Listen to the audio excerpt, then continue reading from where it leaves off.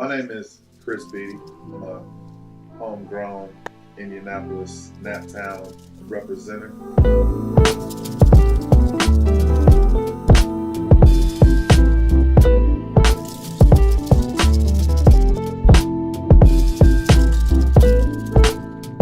was born and raised on the east side. Had the opportunity to go to Cathedral High School. From Cathedral, I graduated there, class of 2000, three-time state champion in football, two-time city champion in track. Had an opportunity to take advantage of athletic scholarship and play football at IU Bloomington, which was an amazing experience.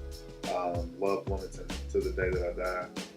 Always loved getting back there. I also was a sports marketing and management major, and that was really kind of what changed my life. I thought I wanted to be a sports agent, coming out of college, playing football, but really, I was more interested on the marketing side.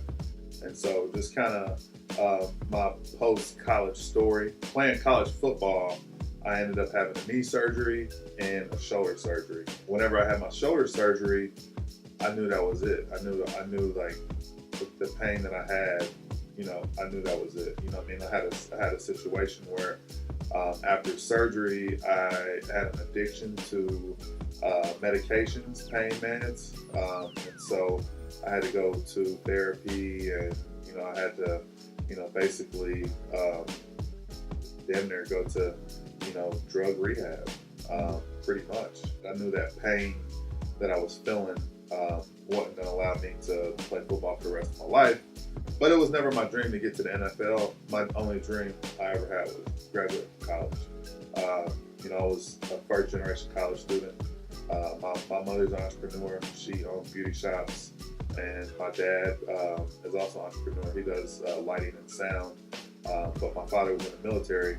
Like I said, my dream was never to go to the NFL. But once I graduated college, I played football. I knew sports agents. I was a sports marketing and management major, graduate. And so I went into the sports agent world just because that's what I knew.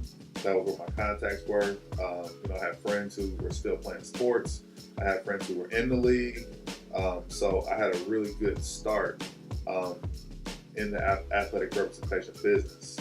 And I went into the business not knowing much about it.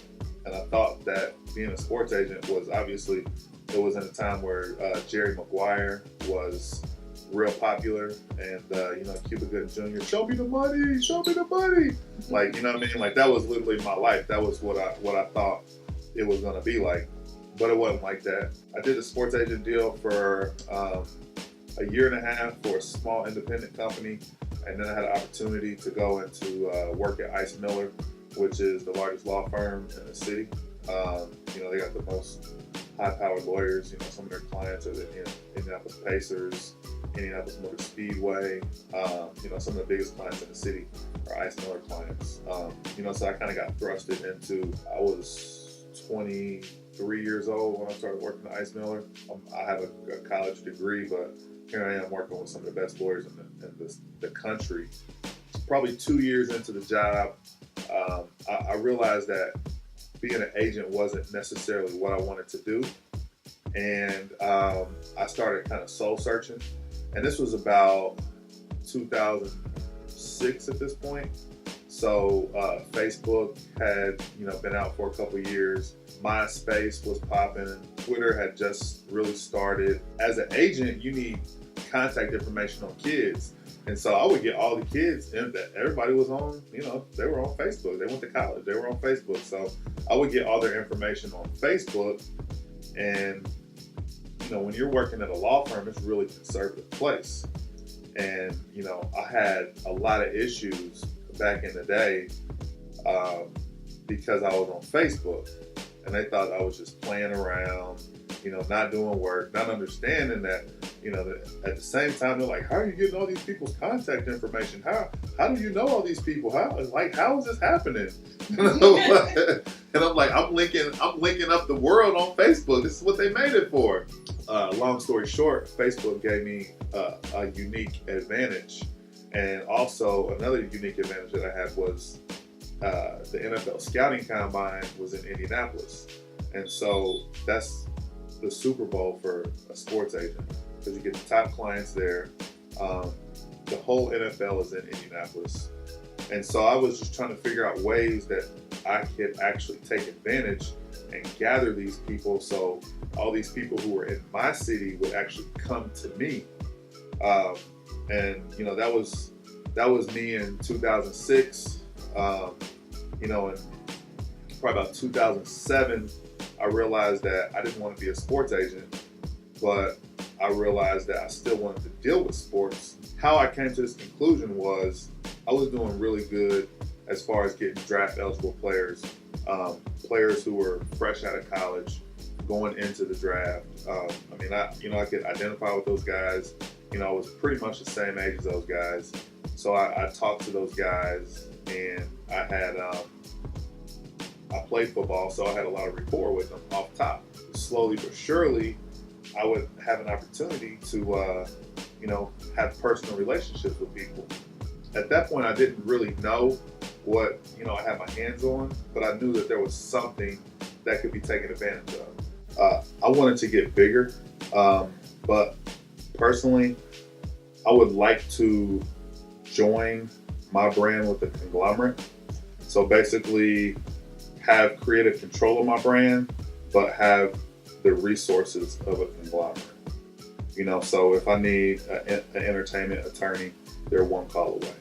You know, if I need, you know, some connections in China, they're one call away. You know, because as an independent, it's great, you know, being able to call your own shots, but you know, the downside of that is, you know, you have to maintain your own relationships. And, you know, it's hard to maintain so many relationships just in one day. As far as inspiration, I would say believe in something, you know, whether it be God, you know, whether it be, you know, Allah, whatever. Believe in something, believe in a higher power, because it's tough on earth. And without that belief, you know, without that spirit that embodies you, it's gonna be tough, you know, because I mean, the strongest person has weak moments, you know, and I don't care how much winning you do, at some point you're gonna lose. And you just have to realize, and you have to recognize that even if you lose, the game is not over. You know what I mean? You might lose a battle, but the war is not over. As far as inspiration, come up with goals, write your goals down, you know, and then have a mentor. I have a lifetime goal of booking Barack Obama. That is my goal before I die, that I want to book Barack for an event. Yes. I want to be there. We're going to be doing it with you.